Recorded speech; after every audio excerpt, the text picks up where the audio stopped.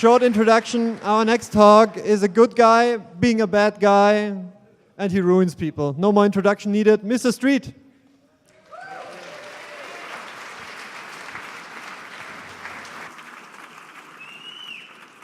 I sure hope you are doing better than I am right now. It's like, I use this slide to tell people, to explain to people that, no matter what I say in this slide about, how I'm going to steal and kill and destroy, I'm really adorable, okay? But let's be honest, I don't look adorable right now. I don't smell adorable right now. And it's like, I'm not feeling that adorable, but we're going to get through this. My luggage is in Amsterdam. It's like, so I should be getting my sleeping gear, my camping gear sometime tomorrow, so yay. It's like, but we're going to make this work. This is camp. That's what we do. So let's get started. There's a talk of my. Wow. So far, so good. Like this slide. There we go. Okay. So this is the title of my talk. I like the security fail. I actually took this picture. It's a cutout security guard in their window. It's like, that's why we fail at defense. It's like, because it's the lowest common denominator that's always put in place instead of what could actually cause, prevent something. Jason Street, I've got lots of letters, behind my name, I promise. Also got a really good echo. It's like, I've got 2 jobs. Where am I feedbacking on? Because that's going to annoy me too. There we go. Uh-oh. I don't like getting out in the middle because then y'all can hit me with stuff. So, not that I'm paranoid, but I work in security. I'm paranoid. This is one of my cool pictures. I got 2 jobs. It splits up. Okay, my day job, I'm the AVP of Information Security for a financial institution. I work in a cube. I monitor firewalls. I do IDS. I build out our infrastructure. All the boring stuff, that we like, attacking people that do. I have a blast at it. I love building infrastructure. My primary persona is defense. I love doing incident response. I love tracking out what's going on, who screwed up, how to figure out how they screwed up and make sure they don't screw up again. To me, that's fun. My night job, I'm the CIO of Strategy One Solutions. It's a pen testing company. I do only a couple engagements a year. I've written a book called Dissecting the Hack, and I travel around the world, talking and trying to scare the bejesus out of people and stuff, for fun. So this picture right here was taken in San Diego at a industrial park. I walked around the perimeter of this building for an hour. An hour. Security went outside and saw me twice. I don't know about you, the whole looking adorable thing, but it's like, if I was dressed like this, do you really want me out in front of your building on a Sunday in an industrial park for an hour without challenging me at all? Asking if I'm lost, just being polite, like, hey, can I help you? You're circling my building, looking at just us, and your looks seem very suspicious. It's like, the security didn't even log it in his notebook that I was there, which, I know that I'm not that memorable, but still, come on. It's like I was trying to be scary. Here's me, my other persona. Here's me dressed up. I got my fake glasses on. I got my really bad cheesy haircut. And I'm wearing a black hat shirt, but it's a collared long sleeve shirt. I like to come with warning labels. When I go on these engagements, I'm usually wearing some kind of shirt that should give you an indication you're about to get screwed. And on this one, I did not get the job. So I was a little upset about that, but I did get their data. So, win-win. So it's all good. I wouldn't have made a good assistant anyway, so. Now let's go to the next slide. These are my 2 favorite pictures. In this picture right here, I'm a liability shirt. It's like I actually stole a car in. So I thought that was fun. It's like I actually go, you act like you're on the phone, you're taking pictures of the valet booth, taking pictures of all the keys. Then I walk back into the hotel area to the lobby. I'll go through my pictures. I find one that's got the right number, and I know what the title of the car is. I'm not a car guy, okay? I actually went out and said, walked out, it's like 137, the Toyota. And he comes back, you mean the Hyundai? It's a rental. I don't know which one. It's like, just get it. And it's like, and so he goes and he brings the car out to me, and he opens up the door of the car, and I look at him like, I can't get in this car. And he's like, why? I said, well, because I'm stealing it. It's like they hired me to see if I could get away with stealing cars, and I can. I'm a liability. And it's like, the poor guy, I really feel bad for him. And it's like, and luckily he'll never see this talk because it's like, and I'm never going to mention by name, George. But he actually kept the door open after I took a picture of the door open. I had to take a picture of it because when I take a picture, that's mine. It's like, that's how I show things without actually stealing someone else's property that I'm not supposed to take. So then I go to the front of the car and take a picture of the front of the car, and I get back around, and he's still holding the door open for me. And I have to look at him and like, you may want to put this back. I think the real owner is going to want it at some point. But thanks for being polite. It's like, so that was that one. This one, by far, if, in my memorial and stuff, service, hopefully 30 years from now, it's like, I want this picture. It's like, because this is me in one of the most secured facilities I've ever seen in my life. I have never broken into a more secured facility than this one right here. And I've gone through research labs, federal buildings. I've gone to places that I can't even tell you about because they don't know that I did it. But it's like, but this one by far was the best. This was in New York City, in Manhattan, right across the street from Ground Zero. There was a SWAT team with rifles and canine units going through the concourses. It was their financial area. One of a few buildings over was the Gold Reserve. And then there was 8 security guards in the elevator lobby before you could even get into the elevator to go up into the company's lobby. The reason why this was so awesome is because I took this in the company's bathroom with an actual valid ID badge, and my shirt, it says, "Your company's computer guy." And I'm like, okay, let's do this. So, there you go. I've even got a funnier story, or sadder, depending on which side you're on, about that a little bit later. So I am a CISSP. Please don't throw anything. So there's my Sun Tzu quote that you're supposed to put in if you're a CISSP. Let's go to the contents now. We got the intro. We're almost done with that, so don't worry. I'm going to talk about the one fact that we all have to address and we all have to understand, okay? Then I'm going to talk about the 2 rules that I go by when I'm on an engagement. I'm going to talk about those 3 outcomes, and then I'm going to go into detail on each one, and hopefully with conclusions and discussions. Hopefully we'll have a good discussion about this. It's like, we'll have plenty of time. So one of the things that I have to make understand is that I did a talk last year, and this is my website. You can go actually see the video from DEF CON 18 talk, on the social engineering. And it's like the 36 stratagems of social engineering, where I talked about how to create ways into a facility. And I had people come up to me afterwards, and they came up to their friends afterwards, and like, that's basic stuff. He's not talking about NLP. He's not talking about how he's pretexting. And it's like, I mean, he's not that great of a social engineer. It's like he's mostly a con artist. And you know what? They're right. I'm not a mind ninja.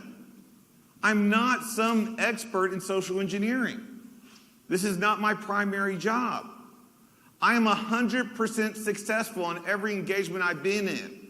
It's not that I'm that good, it's that our defenses are that bad. Okay? That's what we have to understand. What I tell people is like, if someone with as little talent as me can get in this facility, you got issues. Okay? So that's what we're talking about. That's what I'm trying to convey. I'm not coming up here talking about how lead I am. I'm talking about how little I am and how successful this still is and how we need to build our defenses to make them better. So this is part 2 of that. So I talked on the first one, I talked about how we can do, what kind of damage we can do and try to get into a location. Now I tell you what I actually can do by showing you the pictures of it. And this is, once again, the number 1 fact. I'm getting in. Period and exclamation point. Can you tell what? I went into this office building, and as soon as I saw the door, I was like, oh, this is easy. I walked over, I pushed 135, opened the door, and went to the guy who, see how it's all rubbed? It's only rubbed on that one, and that one. Those 2 are clean because they've never been used. They never changed the lock code. I've got other pictures from other keypads and stuff, showing the same exact thing. There was one in the airport, Tegel Airport. That's what you get for making me go to the lost baggage area. The back door to the bank area has the same worn down code so I could go into their bank. I did not go into their bank because it's like that would be bad. But I'm saying don't leave a bored hacker and stuff, who's also pissed off about his luggage behind a bank door. So that's the problem. It's like we're not changing, we're not adapting and stuff, from the defensive side. Here's another cool picture. I'm not a master lockpick. It's like I tell people, it's like I don't have to know too much about lockpicking if I can convince the security guy to open the door for me. But here's one. It's like I went to a job interview, and once again I didn't get the job. That's okay. But I went to the receptionist and I signed my name in. Well, when I go on these engagements, I like to be the bad guy, so I have to admit I stole a pen. It's like I signed it and like, oh, I'll keep that. So then after I signed in, what do? Go to the bathroom. It's not because of all the Pepsi I drink, though. That's a good reason, too.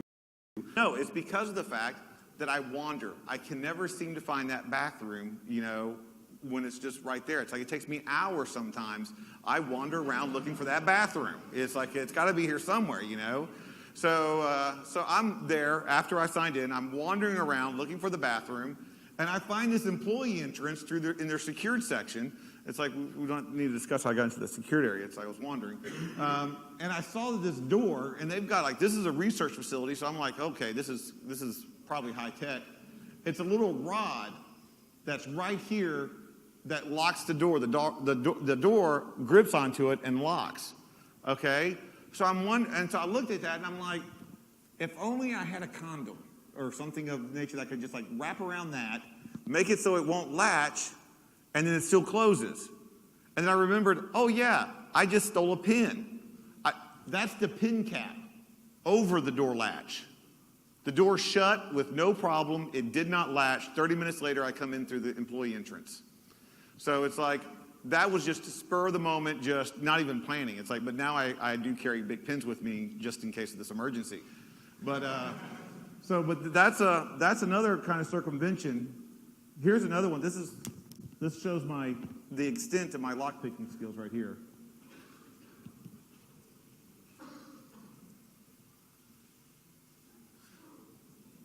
See how cool that is? That is the extent of them. But let's see if we can actually get a video going. There we go. It's hard to see. I'm in front of two glass doors. There we go.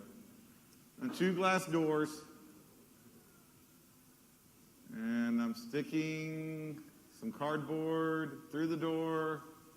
And there I go, opening it. Like I said, I'm not great with the lockpick set, but I'm great with cardboard. And that circumvented their door system. It's like that was a financial institution, so they may want to work on those. Actually, they are working on them. So I did catch back with the client. They are changing those. Here's another way that I like to break in. This is the cool one because this is an actual forged email. I love making forged emails, and you put them on the iPad. You always have to have your iPad with you because if you print out the paper, it could be forged. It could be like you just made this up and printed it out. But if it's on an iPad, it's magical, okay? It's like, how could he be a bad guy? He's got an iPad. So, another cool.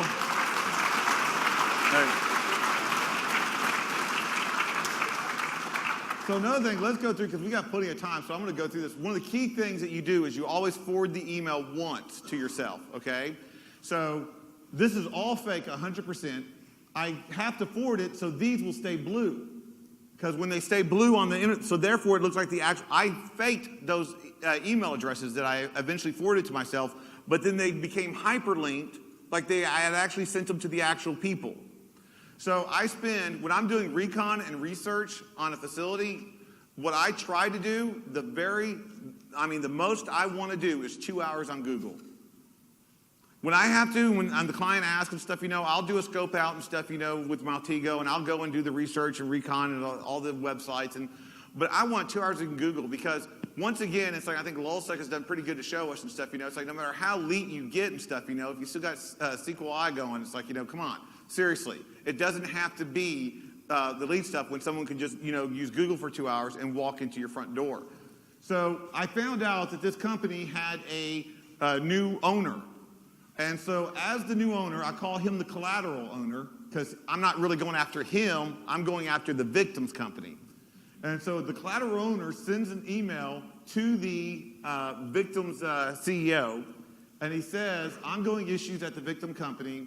I keep having issues with the network while I'm in New York, so I've decided to inform my IT support company to send their best guy out, that's me, to take a look at the network. I want them to inspect the servers and look at the overall infrastructure to make sure everything is working right. I will also expect him to give us input and recommendations if any improvements need to be done. I don't think I want to get the victim CIO involved in this. I want him to come in unannounced to get a real picture on how the network is running. I hope this will be taken care of before I'm back in New York.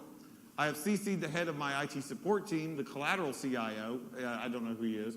So he will be, I know his name, but I don't know who he is. So he will be advised as well. Collateral CIO, let you guys not to show up until afternoon so as not to be too disruptive. If you have any questions, feel free to give the victim CEO a call. And that was his actual cell phone number because I found that on Google. So that's good. That sets up the pretext of what's going on. That creates political disharmony. Now the people at the victim company are a little upset because the owner's not happy. And if the owner's not happy, no one's happy, right?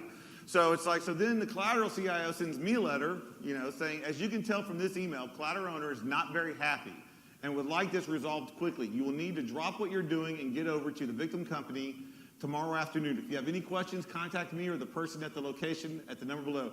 Do a good job. There'll be a lot of eyes on this project. Make sure to keep your presence quiet and low key. If you think they're putting on a show for you or letting too many people know about you being there, just contact the victim CEO or myself. So what does that do?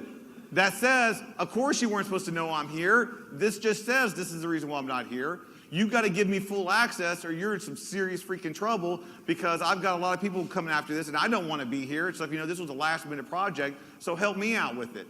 So I go out at around 4:30 in the afternoon and get inside. I'm now walking, and I use that email, got in, got my little employee badge. This was in New York, right across the street from Ground Zero, and I'm walking through. And the networking guys, I will tell you this right now, the networking guys were on the job. They noticed an unusual amount of bandwidth going from the CFO's, Chief Financial Officer's assistant's computer to their Exchange server. And he went over to her desk to find out what it was. It was me. So good on him for detecting that. So he wanted to talk to me a little bit, so he pulled me aside, and it's like I showed him the email saying, look, I don't know about all this political stuff, I'm not trying to get involved. Someone's a little upset. It's like, he then took me to his office. So I had to go to his office. Now it's like, jigs up, what's going to happen. I talked to the CIO. He calls the CIO. I talked to the CIO for about 10 minutes, okay? The employee then escorts me. Not out the building. He escorts me to every single employee's desk where I finish putting in my malware, finish looking at the computer, and finish scoping the network. So instead of doing it just separately, I've got an escort.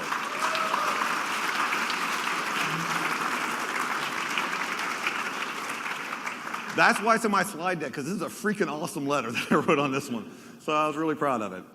I do have some good news for you, though. There is some good news, okay? I don't care about PCI. Don't care. Sarbanes-Oxley, HIPAA, whatever, don't care. Your ISO standards, it's like if it's not for Linux distribution, don't really matter.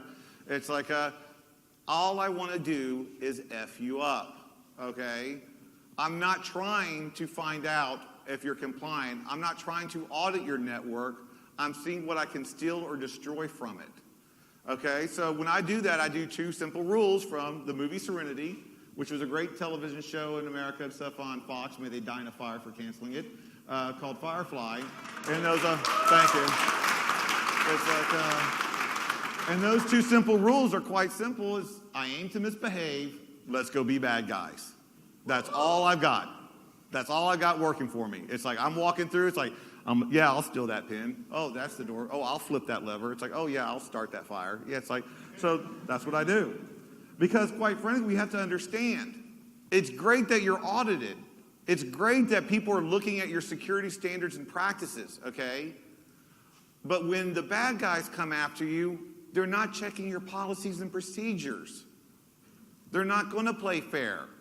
It's like one of the things that irritates me the most and stuff, they go and do that. It's like, well, you can go and attack these servers, but this one's mission critical and stuff, and it's got to be up 24 hours. Don't touch that one. Because I'm sure the bad guy is going to be going through scanning. It's like, oh, this one looks like it's got a lot of traffic. Let's leave that one alone. We don't want to mess with that one. Let's make sure we get all the other ones. Because I'm sure that's what the bad guy's thinking. So it's like you got to understand that it's like, you know, when you're coming up against them, they're not playing by a certain set of rules. And this is not something new. It's like, you know, this is not a new revelation. This is stuff that's been going on for years, this kind of pen testing, this kind of red teaming, this kind of actual people stuff, you know, trying to break in and take the data from a physical standpoint, not just from the network-based attacks.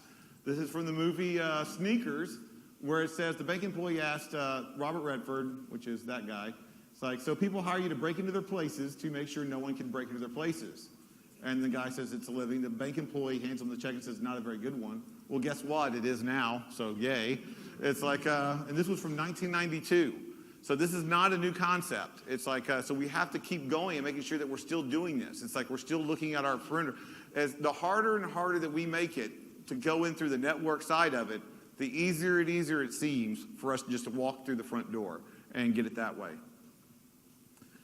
Here's another thing, and the main reason is because management is reactive, not proactive. They have to react to something. You have to give them something to react to and stuff, you know, because they're not going to say, hey, I know what? We made a really good profit this year. Let's spend an extra $200,000 on an IDS system that'll make us more secure. Have you ever heard a CIO ever say that anywhere in the world? Okay, well, maybe Sony's saying it a lot right now, but besides, you know, that kind of thing, it's like you don't hear that being said very often. And so, and what I explain to people after reading this quote is, you know, hello, I'm the fire. So let's start off with steal everything. This is not, once again, people don't understand what great opportunity there is for thievery in office buildings. A guy in Houston, Texas, back in the late 90s, almost $100,000, I would say $50,000 to $100,000, because I like to exaggerate because it sounds cooler. It's like stole office equipment from 3 office buildings in Houston, Texas. You know how he did it? He was wearing khaki pants, a polo short, and I kid you not, he was pushing a cart. He was shopping in the office building. Oh, that printer looks good. I'll take that one. Oh, there's a purse. Yeah, that's good. It's like, oh, yeah. Cell phone, I'll take 3 of those. I need those. It's like, you know, he was shopping. He would then go down to his van, empty it out, and yes, he would come back in and finish the trip. It's like, which is also, of course, the reason why he got caught. It's like, yes, it's bad, okay, but it's like, come on. It's like, you're going to be obvious at some point. So, but the guy in Tallahassee, Florida, last year, the guy spent 18 hours in an office building robbing them blind, okay? 18 hours. He brought food with him. Spent 18 hours, and he's not caught yet. So, and you know what else? The next time you see him, he's going to be dressed better because he stole a suit while he was there. So now he looks even better when he goes and does this trick. But yeah, so yeah, he's still uncaught, and it's like he's still going out there. So let's get to some actual pictures. It's like, I like to call this the trifecta because, yeah, I'm stealing the cell phone. It's like, yes, I'm stealing the laptop. Yes, I'm stealing the badge here. That's what the cool part is because then you let me to come back in so I can steal more stuff. So thank you for that. That makes it easier. This engagement that I was on, 30 laptops, no laptop lock cable. Okay? By the time I was doing my exit interview, I started seeing laptop lock cables. So it's like they started getting the idea. And the phone, do you just want to steal it or do you want to clone it and see what else information you can get off of it? What kind of conversations that they're having? My whole thing is, and I tell people this, like, there's not one situation that I can't try to make worse. It can always get worse. I am the worst possible thing to happen to you at the worst possible time. I'm great at parties, I promise, okay? It's like, but I mean, that's the way these engagements are supposed to be run. And, oh, this slide is a little embarrassing, and I have a little bit of shame in this slide, and I'll explain. It's not because I stole the laptop, because, I mean, they were practically giving it to me, including the cable, so thanks for that. And it's not because I stole the screwdriver, because there might be something bolted down I'd want to steal later, so it's like I had to take that. But like I said, I have a CISSP, and I've got a code of ethics I'm supposed to go to, and I stole one of the cookies. I'm sorry. I know. It's like, I was hungry. Come on, what are you going to do? He gave me permission afterwards, so I guess that counts, right? It's like, or forgiveness, whichever. So here's another good one. Because you know why? Security's not going to pull behind your desk to see if you actually lock that, right? You just need to make it look secure. Ask the TSA about security theater. It just has to look secure. It doesn't have to really be secure as long as everybody thinks it is. Well, you know what? Security is not going to go and check and yank those cables. But someone like me who's stealing them, you better believe I'm yanking it to see if I can get a hold of it. And I got away with like 4 of them like this. It's like it turned out that the IT was telling people, it's like, yeah, just lock it and put it behind the desk. That'll work. So hopefully they change that. Here, I feel sorry for this guy a little bit. It's like, the frowny faces are there to protect the compromised. So I like this guy right here because he had it firmly secured to his desk. He had the laptop firmly secured, the lock firmly secured to the laptop. But I'll give you a hint right now. If your code is 0000, I'm going to try it. I'm going to try 1111. I'm going to try 9999. And if I'm in the IT area, I'm going to try 777. Okay, 0007. It's like because everybody wants to be James Bond. But yeah, the other thing I'm going to do is, this is another little trick that not many people realize, but it seems like a lot of people do from the amount that I've stolen, is they'll move this one either one way or the other just once, or they'll move this one direction just once. So that way they can just go, dink, secure, dink, unsecure, and I go, dink, it's mine. So it's like, so you got to be careful about stuff like that. Another thing I have to explain is like when I go on an engagement, I'm going through all your drawers. Wait, hold on, that didn't sound right. I'm going through all your desks. I'm going through all your desktops. I'm going all through the cabinets, and I'm going to just see what I can get. So this gentleman had the laptop firmly secured to the desk, firmly secured to the laptop, and then he took his 2 keys, because he never took them off the chain, and he put them in his front desk, top drawer. Because no coworker is going to go looking through his drawers and stuff. That's just rude. Okay, I'm pretty rude. It's like, so now, not only do I have a laptop, but I have a laptop lock cable, because I hate it when people steal the stuff that I took so hard trouble making to steal. So it's like, it's a good thing I have a cable now for me. And trust me, I won't leave the 2 keys by them together. So that was really helpful. The only reason why I included this slide, besides stealing the purse, was when's the last time you saw that iPod? That's awesome. That's like retro, so I stole that too, just because. Here's another good one. Here's another trifecta moment. Here's the card keys. There's the cell phone, and there's the purse. But for those watching, I want to make this perfectly clear, okay? I did not steal the lunch. That was left unmolested by me, okay? So that's all funny. Okay, now here's the time you got to remember the kittens, because what am I going to do? What's the worst thing to do with that? This is what you have to understand and explain to employees, okay? I'm taking the car keys. I'm going out to the parking lot. I'm going to find out where her car is. I'm going to open up the car. I'm going to come back with the car keys, put them back on her desk. I've got her driver's license from her wallet. I'm now, when she gets off work, I'm in the backseat of her car with a gun to her head. I'm telling her, it's like, I've got your driver's license. I know where your family is. It's like, I'm going to kill them before I kill you. If you do not go back into work, get all the company data that you have, all the private and top secret work product that you have, and bring it back out to me. That's what happens. This is employee, think of the kittens, okay? I'm adorable, okay? That's what can happen. That's how you explain to employees that, yes, this is their personal belongings, but it impacts the company, and it can impact them in ways they don't understand if they don't take the time to secure it. I tell people when there's this many frowny faces on a slide, you're just screwed. Sorry, it's just over, okay? This person actually wrote me a blank check to steal his identity, so I really like that. This is an American Social Security card with his signature on there, so I don't even have to try to bother forging it. I can, it's right there for me. So that's helpful. Driver's license, all this other information, and like I said, blank checks, so I can just start, writing checks. Remember when I said I went to the valet, and it's like I told him, and I got the car? Well, he cheated. When I'm on an engagement, once I compromise you, you're supposed to stay quiet so I can compromise the next person and see what the next shift's like and keep going. Well, so it was like Wednesday night or something like that. I go to try to do the engagement again, and I can read the body language and I see the way the valet is working. I know that because I've got all the other information, because I went down, because instead of going to the valet booth and taking pictures, I said, screw it, their security's so poor. I went into the garage where their cars are and actually took pictures of the Lexus that I wanted with the license plate number, what it looked like, what was inside the car, and I went back up. And that wasn't good enough for him. And so I realized what they did. They had told the other valets to be on the lookout for me. I was like, okay, that's fine, that's cool. It's like Friday night, 2 a.m., two valets working while people are getting out of the club. I run in, I grab 4 Mercedes-Benz and 1 BMW keys in less than 60 seconds, if you've seen the movie, and I took them with me. I stole 4 cars in under a minute. It's like the look on the security's face, the head of security, when I handed them those keys were priceless.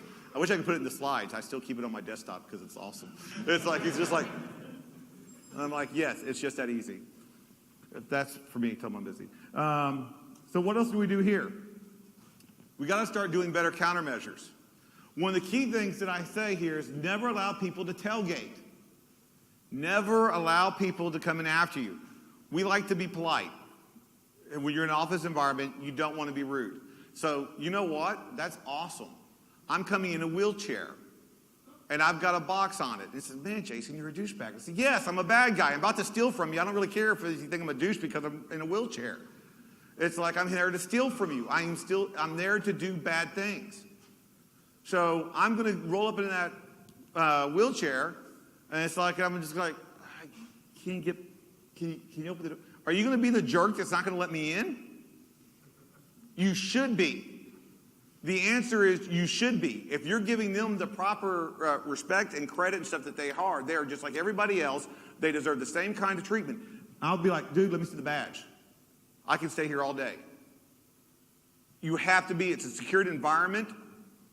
They should have their badge. Every employee should have a badge. I was at this one engagement at this Federal Reserve place in America, and I was supposed to be there for a conference, and I went to the front door, and they had bulletproof glass, and they had a man trap where you were stuck in between this revolving kind of door and stuff until the armed guard saw you, and it had the metal detectors, and it had an x-ray machine. And I mean, I looked at that, I was like, dude, there is no way I'm getting into that. So I walked into the employee entrance. It's like I did that by holding the door for a lady. I was a gentleman. It's like, after you. And I walked right behind her. I couldn't be a bad guy. I held the door open. I was a gentleman. You should have seen the look on that lady's face. It's like who did the conference and stuff, It's like when she saw me sitting in the conference room waiting for her, 10 minutes early. I was like, what? You want me to do a talk on social engineering and you don't expect me to be in your secured facility early? So another thing is, once again, I think we went over exactly how to show to your employees, how to give them that kind of emphasis to understand securing their valuables. Another thing is, if you see a suspicious person or someone you don't should be in the building, call security. That's one of the biggest things. It's like people don't want to go. I'm not saying go tackle the dude, okay, because that might be mean, that might hurt, okay? But contact security. Let someone know there's someone walking through our building. So many times I've gone to an engagement and I've seen someone and they're like, and I asked them later, it's like, why did you let me in? I mean, I was saying some pretty stupid stuff. It's like, how could you let me in on this? And like, well, I knew there was something not right, but I didn't want to be rude. I didn't want to say nothing. You have to let them understand they're supposed to say something. That's part of their job. So let's go to the not too fun part, where we definitely got to remove the kittens. Workplace violence. I don't have to say, violence happens. It's random, it's horrible, it's cruel, and it still happens. Just because we don't like it to happen doesn't mean we can't prepare for it and don't try to test for it. So here's me at 2:30 in the morning in a hotel off the coast in Pepsi pajama bottoms, and I like Pepsi, and a white t-shirt. I've got cargo pants under it with a lot of bad things inside them. It's like, and then I've got, and I'm walking barefoot. I went into the hotel lobby just like a regular person. I acted a little tipsy. I then go into the men's bathroom. I put on the Pepsi pants. I take off my top shirt, take my shoes and socks off, stick them under the sink, and then I start wandering the hotel. I'm underground now in their employee area, and I find their mechanical room unsecured. And not only unsecured, but I find this. Let's take a better look at that because that's awesome. There's no locks. And those are levers. Okay, I'm the kind of guy, if it's turned on, I'm turning it off. If it's turned on, I'm turning it on. And by golly, if there's a red button, I'm pushing it at least twice, okay? It's just, I can't help it, okay? It's a red button, you're supposed to. So here I am in this mechanical room, and quite frankly, what I'm gonna do is, I'm gonna start a fire right here. Nice little chemical fire. It's like with some poison, some gas stuff, as it burns. Electrical fires are the best because it's the most poisonous and stuff, most toxic and stuff, when it's going through your ventilation system. So I'll start a fire right here, start doing that. But I don't want you to think I'm mean. I'm not a mean or rude person. So what I'm going to do is, no one wants to be woken up at 2:30 in the morning hearing this buzzing alarm system, right? So I'll silence your alarm system for you, okay? So that way no one has to get woken up and stuff, with the buzzer blaring. What else will I do? What's worse than the buzzing alarm? Who wants to get woken up with water thrown in their face? That's just totally rude. So I'll be nice. I'm a gentleman. I'll cut the sprinkler system for you, okay? So that way you don't have to worry about that. They'll be woken gently up with the smoke and stuff, as they try to get out of the burning building, I try to be nice that way. So those are some of the things that you can do in the mechanical room. Guess what? As I was walking out of the mechanical room, I got stopped. I got stopped by one of the employees. What was my first reaction? Elevator. Elevator? I'm trying to, room. Elevator.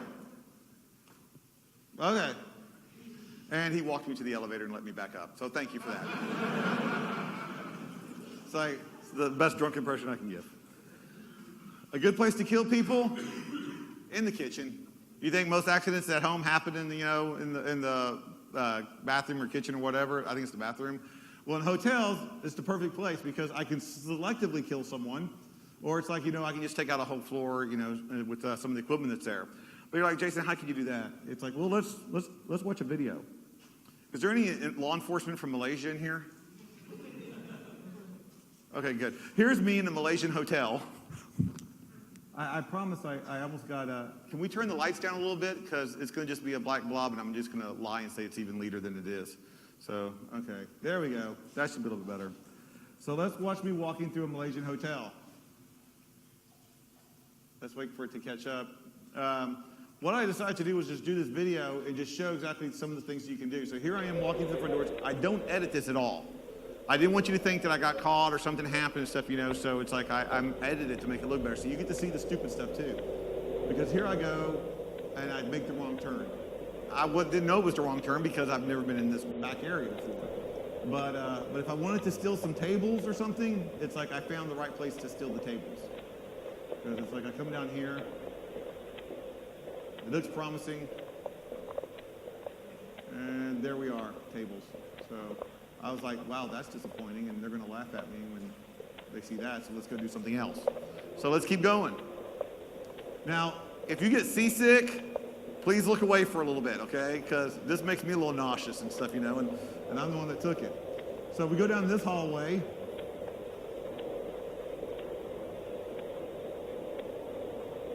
And we go down this hallway. And we're walking, and I see that. It's hard to see because it's moving around so much. That's a closet right there. Let's look at this closet. Right there. You've got a closet or a room that is so valuable that you put a padlock on the door. But you helped me out by not padlocking it. So thank you for that. I appreciate that. What's in this room? Let's see.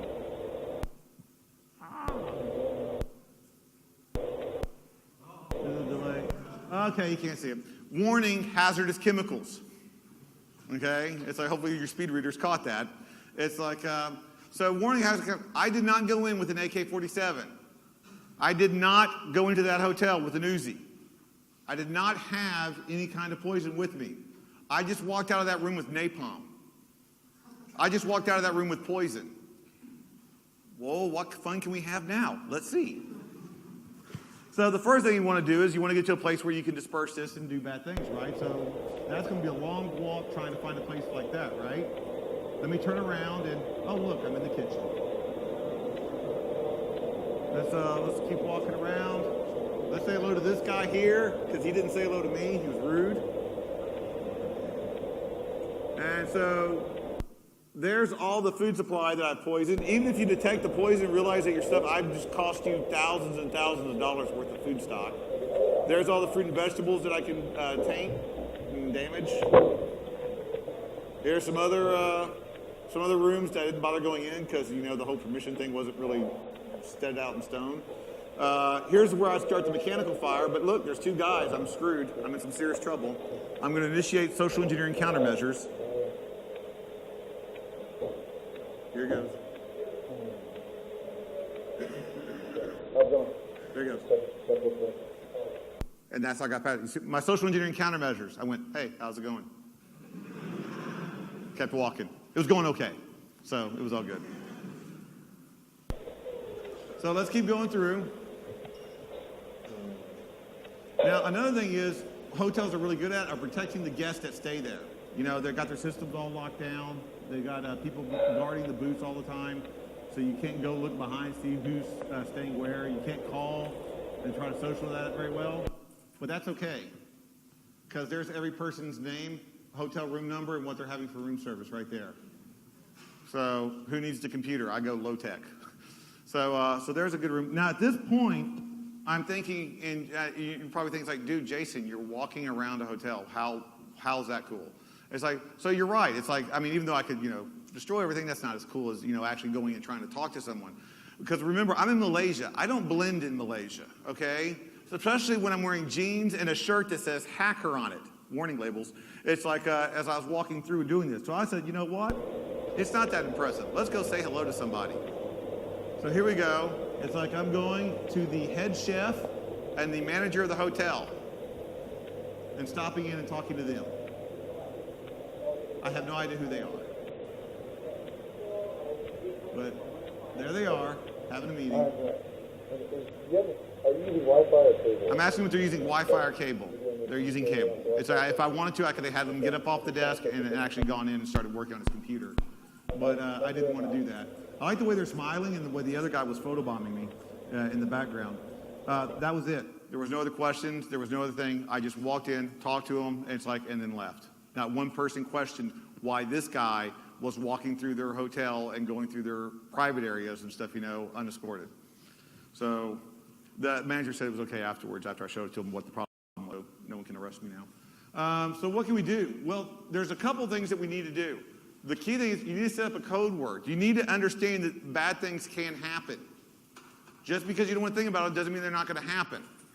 So one of the things we need to do is you need to set up a code word. It's like what I tell people is like, the code word, if a guy comes in with a gun or something, you know, or someone comes in being violently, the code word, oh my God, we're all going to die, panic, is not the best code word to use over the intercom system, okay? It tends to, you know, be counterproductive.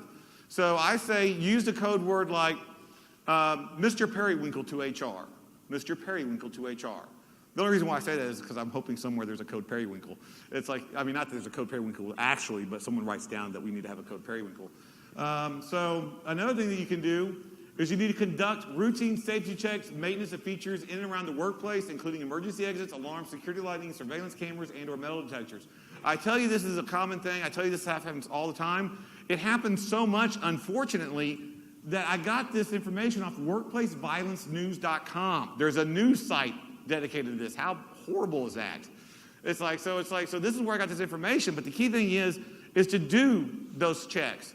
Not only does it promote security awareness from your employees and let them realize, oh, we need to be worried about it, but it also helps in other things. I was doing an engagement, and when I was walking around that 1 hour, I noticed that if I went diagonally through this one parking lot from the guest, the next door parking lot, I'd go through that diagonally. I could get to this one cargo door that I could jimmy real easy. The door could be jimmied real easily, even for me. So I was like, yeah, that's awesome.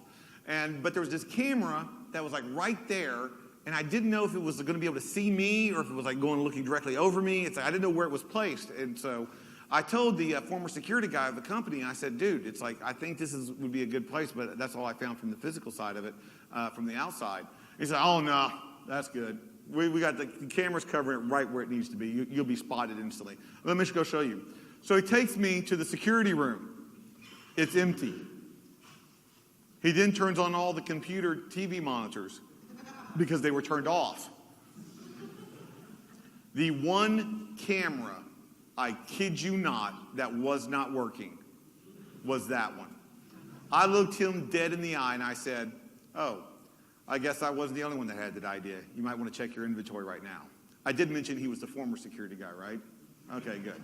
It's like, so that's how easy it can be done. It's like you have to monitor these things. You have to maintain these things. So let's go into corporate espionage. I hate to break this to you and stuff, but the Chinese didn't invent it. It's like it's been going around. It's like ask the CIA how good they are at it to the French. It's like, this is stuff that's going on. It's like popularized really in the 70s, early 90s. It's like, corporate espionage is going on to this day, and most of it is insider threat or our allies helping us with this. Okay, so it's like I always hate when everybody's like, oh, China this, China that. No, trust me, we're all trying to screw each other over. It's like it's not just exclusive to our enemies. One of the things that I hate, once again, screwed. One of the things I hate, I'm an environmentalist, okay? And one of the saddest things, I'm going to get emotional, is all those print jobs that go unattended. Everybody prints out those print jobs and they put them beside the printer. Those trees died in vain. Those trees died and nobody read them, okay? Being the wonderful environmentalist that I am and stuff, what I'm going to do? I'm going to liberate them. So I'll take those paperwork. I'm such an environmentalist, it's if it's still printing out, just in case you may have forgotten it, I'll take that one too. Secured bin, I love those. The reason why is because you're telling me, here's all our confidential data that we need to shred, but I'm too lazy to go to the shredder, so I'm going to put it right here for you. So yes, I empty those out first. There's my USB drive in your workplace. It's like, you don't want my USB drive in a workstation. Of course, people, I know where this USB drive's been. You don't want it in your Exchange server, okay? That's not going to end well. And your thing is like, well, what harm can be an Exchange server? Ask HB Gary, okay? It's like, yeah, that's not a good thing, okay? It's not as bad as, maybe in your accounting server. Me and the 25 new employees that are all, paying me now, that's a cool thing. I could hide it in the server and do password sniffing and Wireshark and trying to crack the hash. But once again, remember, not technical. I don't like to do it that way. Can I just take it off the monitor?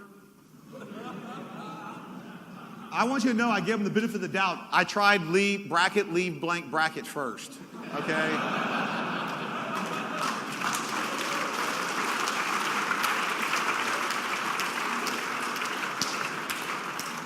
But it was just enter. I love this. This was at a facility I can't even talk about. And these rocket scientists here, it's like had an administrator. They actually had a complex password, alphanumeric special character password, upper and lowercase. That was awesome, but it was hard. So they changed it to welcome, all lowercase. Seriously? And then they wrote it and put it on the monitor. So because they're rocket scientists. The only thing worse than seeing me in Pepsi pajamas and probably in this condition right now is seeing me in a suit, because when I'm in a suit, it's not going to end well for you at all, ever, okay? Because underneath that suit, I've got the vest of doom. Yay. I call it the vest of doom because I think it sounds cool and I'm reliving my childhood, okay? If you want to know more about the vest of doom, you can go look at my talk from last year where I explain what all these horrible things are and what they're going to do to you in that talk. What I'd like to talk about now is I've got some new devices, like this one. This was given to me by a 3-letter agency in D.C. is on the strict condition that I never showed a living soul or talked to anybody about it, okay? This is a USB keystroke logger that will not be detected by antivirus, will not be detected by a malware analysis and stuff, It records all the keystrokes and then can be summoned up by your notepad. Does that sound like BS? It is. I got it off of ThinkGeek. ThinkGeek has spy keyword loggers. Let me put that, if there's any QSA or CIOs and stuff, who I like to talk to, let me explain that to them. Available at a Geek and Gadget website near certainty. Being able to log the CEO's keystrokes, yeah, that's catastrophic, and that's where that lies. What else can we do? Well, I've got some USB video recorder pins, 4 gigs USB video. I put these in your cup, so if everybody's got that pin cup, right?